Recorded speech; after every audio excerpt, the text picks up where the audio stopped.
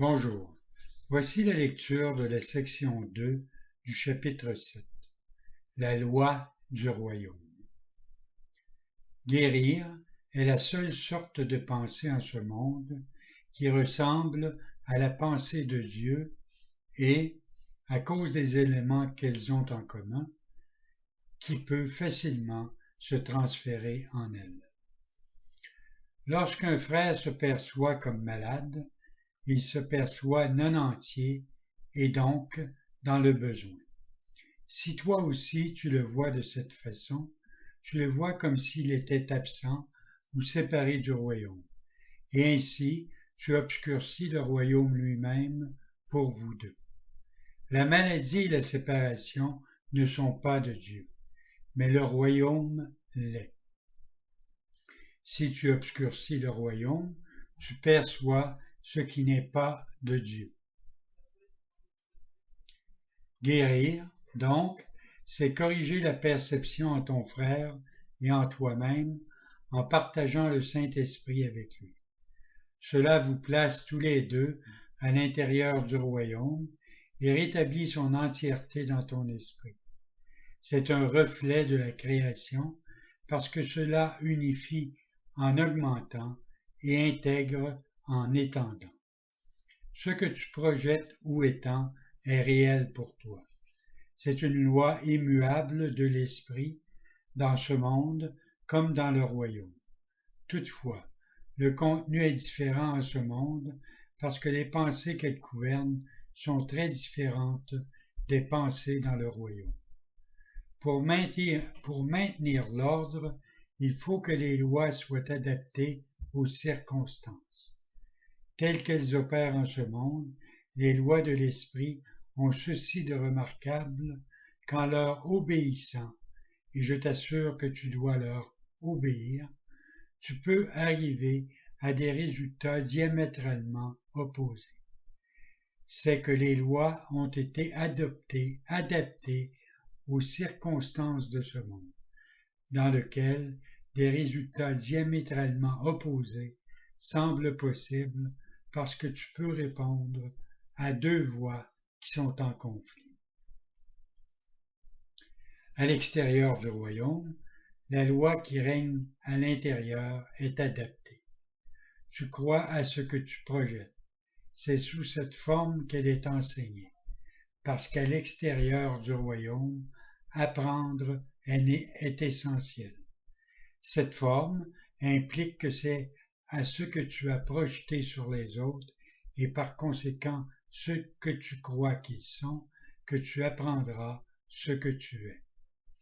Dans le royaume, il n'y a ni enseignement ni apprentissage, parce qu'il n'y a pas de croyance. Il n'y a que la certitude. Dieu et ses fils, en leur sûreté d'être, connaissent que tu es ce que tu étends.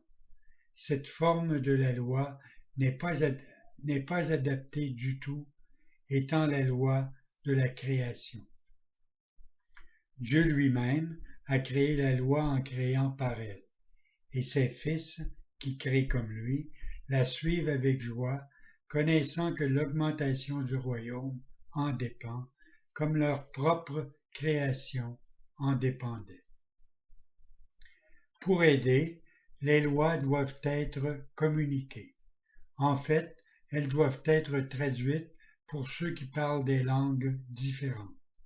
Néanmoins, un bon traducteur, bien qu'il doive changer la forme de ce qu'il traduit, ne change jamais la signification. De fait, son seul but est de changer la forme de façon à conserver la signification originale. Le Saint-Esprit est le traducteur des lois de Dieu pour ceux qui ne les comprennent pas. Tu ne pourrais pas le faire toi-même parce qu'un esprit en conflit, étant incapable de rester fidèle à une seule signification, voudra changer la signification pour préserver la forme. Le but du Saint-Esprit, quand il traduit, est l'exact opposé. Il ne traduit que pour préserver la signification originale sous tous les rapports et dans toutes les langues. Par conséquent, il s'oppose à l'idée voulant que les différences de forme soient signifiantes, soulignant toujours que ces différences n'ont pas d'importance. La signification de son message est toujours la même. Seule importe la signification.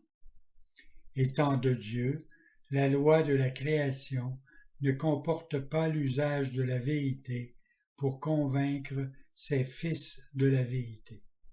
L'extension de la vérité, qui est la loi du royaume, repose seulement sur la connaissance de ce qu'est la vérité.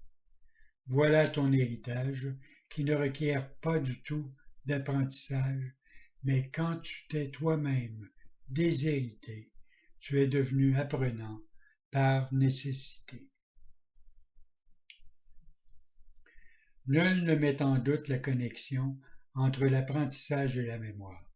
Sans la mémoire, l'apprentissage est impossible puisqu'il doit être cohérent pour qu'on s'en souvienne. C'est pourquoi l'enseignement du Saint-Esprit est une leçon de souvenir. J'ai déjà dit qu'il enseigne le souvenir et l'oubli. Mais l'oubli ne sert qu'à rendre le souvenir cohérent. Tu oublies pour mieux te souvenir. Tu ne comprends pas ces traductions tant que tu prêtes l'oreille à deux façons de les interpréter. Par conséquent, tu dois oublier ou renoncer à l'une pour comprendre l'autre. C'est la seule façon pour toi d'apprendre la cohérence pour enfin être cohérent. Que peut bien signifier la cohérence parfaite du royaume pour ceux en qui règne la confusion? Il est évident que la confusion interfère avec la signification. Par conséquent, elle empêche l'apprenant de l'apprécier. Il n'y a pas de confusion dans le royaume parce qu'il y a une seule signification. Cette signification, qui vient de Dieu, est Dieu. Parce qu'elle est aussi toi, tu la partages et tu l'étends comme le fit ton Créateur. Elle n'a pas besoin d'être traduite parce qu'elle est parfaitement comprise, mais elle a besoin d'extension parce qu'elle signifie l'extension. La communication est parfaitement directe et parfaitement unie. Elle est totalement libre parce que rien de discordant n'y entre jamais. C'est pourquoi elle est le royaume de Dieu. Elle lui appartient et elle est donc comme lui.